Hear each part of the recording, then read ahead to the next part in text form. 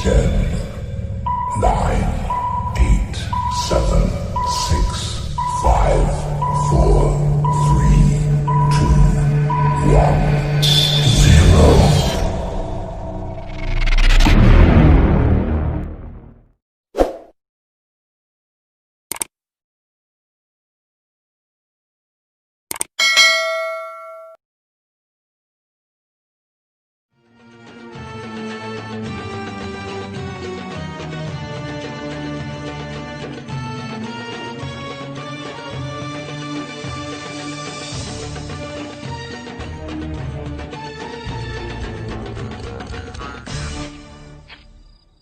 Telah lama aku menuntun umatku keluar dari penjajahan Mesir. Aku akan memohon petunjuk Allah di Gunung Tur. Aku harus pergi ke Gunung Tur. Gantikan aku memimpin umat ini dan bimbinglah mereka, wahai Harun. Aku akan berpuasa selama 30 hari dan menyempurnakannya selama 10 hari lagi. Aku akan membimbing umat Israel sesuai dengan ajaranmu. Terima kasih saudaraku, aku pergi dulu. Assalamualaikum. Waalaikumsalam. Ya Allah, lindungilah umatmu selama kutinggalkan. Biarkan mereka selalu ada di jalanmu, di jalan yang benar.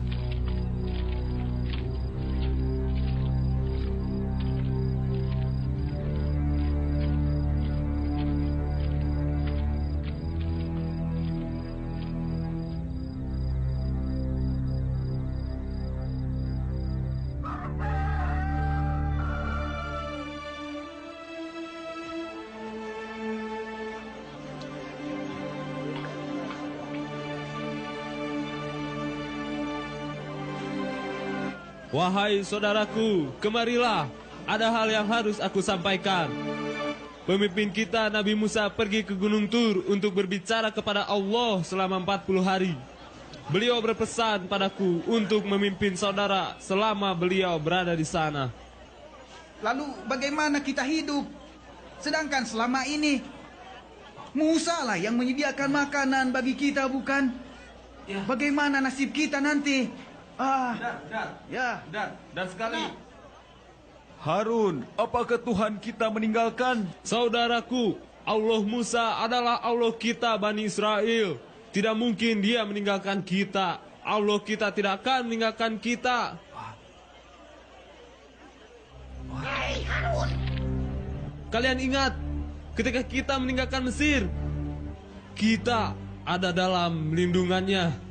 kami perlu bentuk Tuhan yang bisa kita lihat untuk kami sembah oleh semua penduduk di sini. Harun, Benar sekali. kau dengarkan? Kita ingin Tuhan ada di dekat kita. Supaya kami yakin kami tidak ditinggalkannya. Begitu Harun, Tuhan harus di dekat kita. Kita dapat melihatnya. Hei, Samiri, jaga ucapanmu. Segeralah sadari akan ucapanmu yang salah itu. Kalau Musa pulang nanti, kau akan tahu apa yang akan diperbuatnya kepadamu. Kau akan tahu apa yang akan diperbuatnya kepadamu. Apa yang akan diperbuatnya? Kita tanya pada saudara-saudara kita, apakah mereka setuju untuk membuat patung sapi emas agar bisa kita sembah dan menjaga kita? Ya, bisa menjaga kita semua dari bencana, ya? Oh, bagaimana saudara-saudara? Ya, benar, aku setuju sekali. Aku juga. Ayo, setuju. Kita bangun saja. Nah, kau dengar sendiri bukan? Mereka menginginkan Tuhan yang nyata yang bisa kita sembah, bukan Tuhan seperti kamu yang miliki. Saudara-saudara,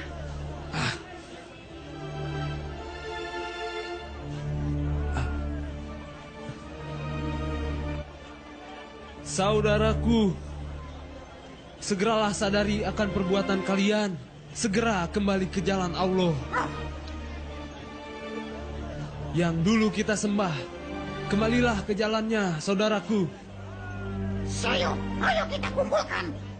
emas yang kita miliki, saudara-saudara. Kita buat patung api emas secepatnya agar kita bisa menyembahnya.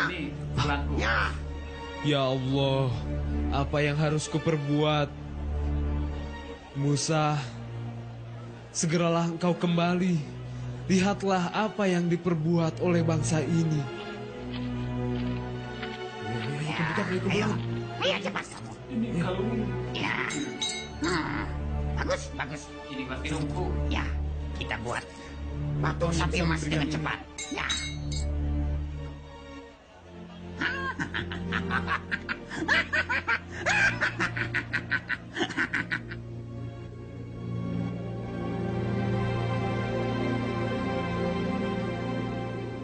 Ya Tuhanku, perlihatkanlah dirimu yang agung, agar aku dapat memandangmu, Tuhanku.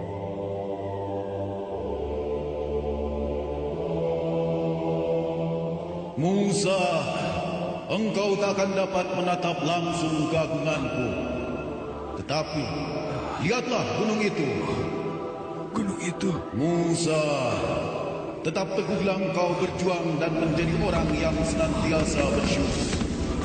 Gunung itu bergerak. Bergegaslah engkau kembali pada kaumku.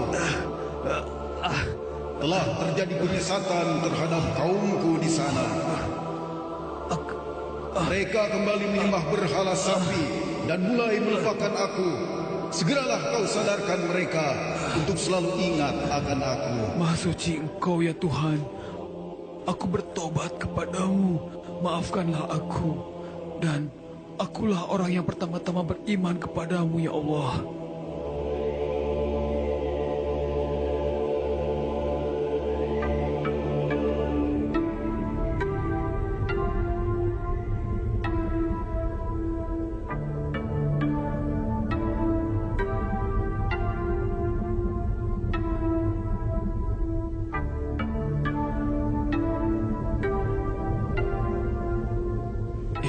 Aku harus kembali kepada umatku. Aku harus meluruskan mereka kembali kepada jalan Allah.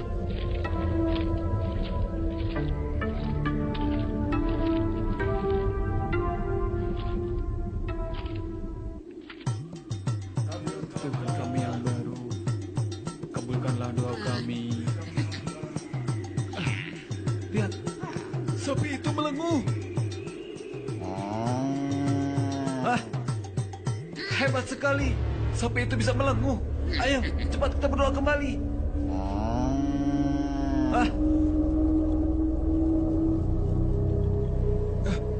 Ya. Hei, coba kalian lihat itu. Ya, sapi itu melenguh. Sapi itu terus melenguh. Setiap kali angin bertiup, sapi itu terus melenguh. Hei, coba lihat itu.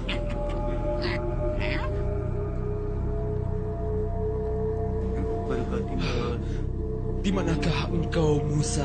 Cepatlah kembali. Saudara-saudaraku, inilah Tuhan Musa dan Tuhan kita.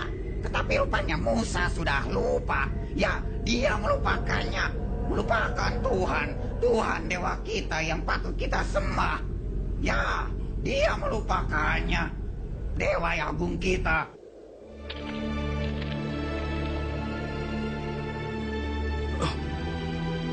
Wahai kaumku, Musa datang kembali. Musa, kau telah datang, saudaraku. Apa yang kalian perbuat? Bukankah Allah telah menjanjikan surga yang tiada bandingnya? Ataukah kalian ingin kemurkaan Allah datang menimpa? Ingat, Allah membenci bila ada orang yang menyekutukan dirinya dengan Tuhan lain. Harun, apa yang mereka lakukan? Mengapa tidak kau cegah? Ini, saudaraku, mengapa kau tidak cegah mereka menyembah sapi emas itu? Tapi, mengapa? Tapi ini bukan perbuatanku. Ini perbuatan Samiri. Samiri? Hei, Samiri! Pergilah kamu. Sesungguhnya siksa akhirat tak akan dapat kau hindarkan. Siksa yang sangat pedih. Lihatlah Tuhanmu itu. Sungguh akan kubakar dia dan kusebarkan abunya ke lautan. Samiri, kau benar-benar pengkhianat, Samiri. Kau telah menyesatkan mereka semua. Pergi saja.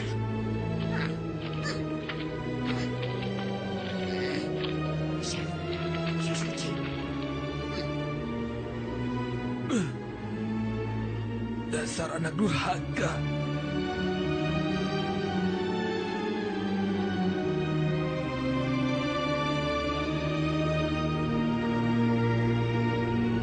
Duhai Rabbi, ampunilah aku dan saudaraku, dan masukkanlah kami ke dalam rahmat Engkau. Dan Engkau adalah Maha Penyayang di antara para penyayang. Benar, saudaraku, Tuhan kita adalah Tuhan yang Maha Penyayang. Saudaraku, ingatlah selalu jalan Tuhan. Inilah Taurat yang telah diberikan kepada kita. Untuk saat ini, 70 orang di antara kita akan menaiki bukit. Marilah kita tunjukkan penyesalan kita dengan bersujud di hadapannya. Marilah.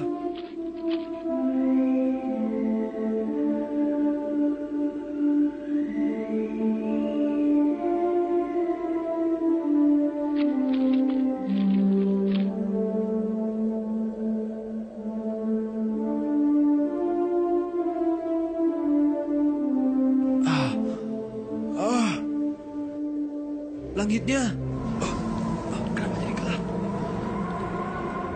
Tuhan marah. Ya, benar. Tuhan marah pada kita. Lihat,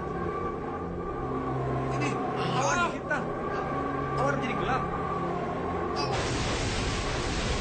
Tuhan marah. Hati-hati.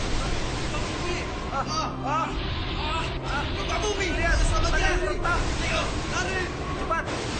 Selamatkan diri kita. Tuhan benar-benar marah. Ayo, Lari. selamatkan diri kita. Ayo. Ayo. Ya Allah, kalau Engkau menghendaki, tentulah Engkau telah membinasakan kami sebelum ini.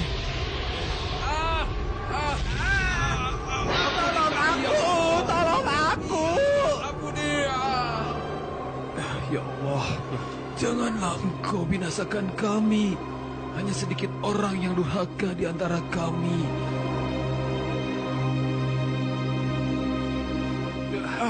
Langit kembali cerah. Sudah berhenti. Ya, langit cerah kembali. Engkaulah yang memimpin kami, ya Allah. Maka ampunilah kami dan limpahilah kami dengan kasih sayang-Mu, ya Allah.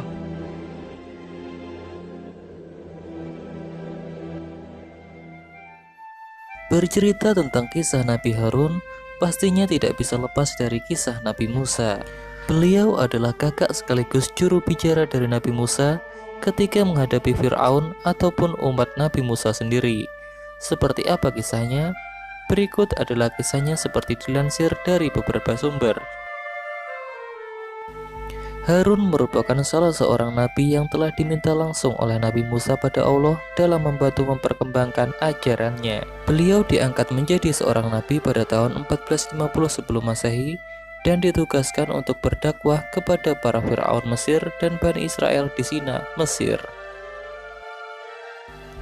Nabi Harun diriwayatkan fasih berbicara dan mempunyai pendirian tegas dalam mengikuti Musa saat menyampaikan dakwah kepada raja-raja yang sesat.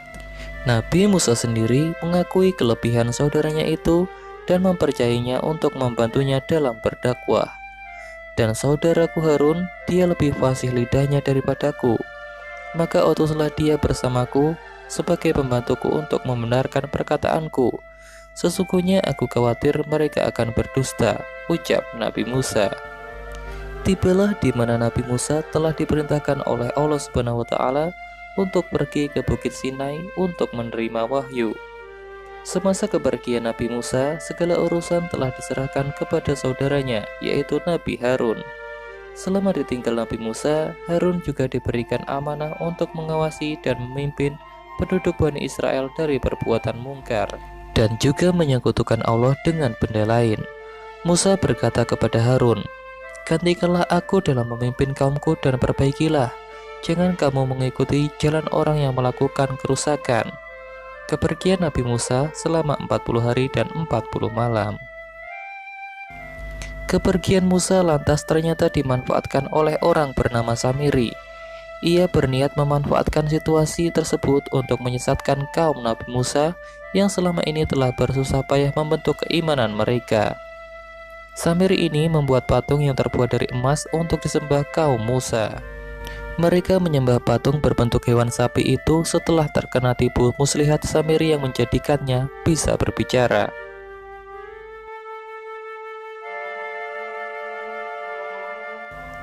Nabi Harun sangat marah setelah melihat umatnya menyembah berhala. Lalu ia berusaha mencegah umatnya yang menyekutukan Allah agar kembali ke jalan yang benar. Tetapi umatnya malah membangkang dengan memberi ancaman kepada Nabi Harun kalau ia terus melarang mereka menyembah patung tersebut. Pada akhirnya Nabi Harun tidak dapat berbuat apa-apa dan mereka terus menyembah patung itu. Setelah Nabi Musa kembali, ia terkejut karena kaumnya menyembah berhala. Dalam hal ini, Musa juga menyalahkan Nabi Harun. Dalam keadaan marah yang tidak dapat dikendalikan, Nabi Musa menarik janggut Nabi Harun dan berkata, "Wahai Harun, apa yang menghalangi engkau dari mencegah mereka ketika engkau melihat mereka sesat? Apakah engkau tidak mengikuti aku ataukah engkau mendurhakai perintahku?" Nabi Harun pun berkata, "Wahai saudaraku, janganlah engkau merenggut janggutku dan janganlah engkau menarik kepalaku. Sesungguhnya aku takut engkau akan berkata, engkau mengadakan perpecahan dalam Bani Israel dan engkau tidak memelihara perkataanku." Diriwayatkan Nabi Musa yang menarik janggut Nabi Harun saat ia melampiaskan amarahnya, membuat janggut yang ia pegang oleh Nabi Musa telah bertukar menjadi putih dan janggut yang tidak terkena tangan Nabi Musa tetap berwarna hitam. Sejak saat itu, janggut Nabi Harun mempunyai dua warna, yaitu putih dan hitam. Pada akhirnya, Nabi Musa mengetahui siapa dalang dari semua ini. Ia mendapatkan Samiri sebagai perusak kaumnya. Nabi Musa mengusir Samiri beserta pengikutnya dan berjanji akan menghancurkan berhala-berhala yang dibuatnya dan akan dihanyutkan ke dalam laut. Nabi Musa pun berkata, Samiri dan para pengikutnya yang kafir akan segera mendapatkan azab dari Allah Subhanahu wa Ta'ala.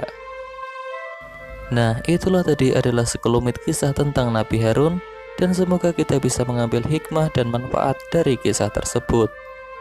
Terima kasih telah menyaksikan video ini dan sampai jumpa.